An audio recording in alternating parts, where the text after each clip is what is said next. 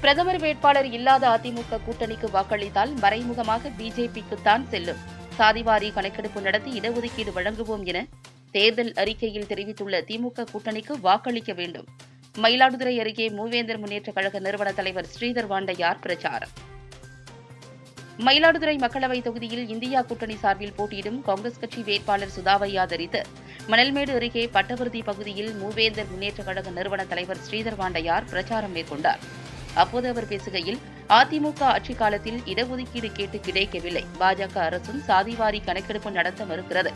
திமுக அரசு நம்முடைய கோரிக்கையை ஏற்று ஜாதிவாரியாக கணக்கெடுத்து நமது சமுதாயத்தினருக்கு இடஒதுக்கீடு பெற்றுத் தருவோம் என தேர்தல் அறிக்கையில் தெரிவித்ததால் கூட்டணி அமைத்தோம்.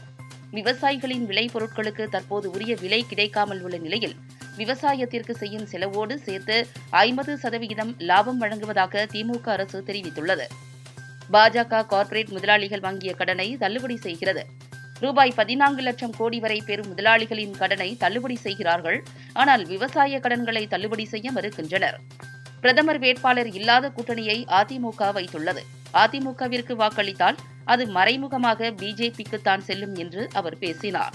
கூட்டத்தில் திமுக மாவட்ட செயலாளர் நிவேதா முருகன் மற்றும் திமுக மூவேந்தர் முன்னேற்றக் கழக நிர்வாகிகள் மற்றும் தொண்டர்கள் பலர் கலந்து கொண்டனர்.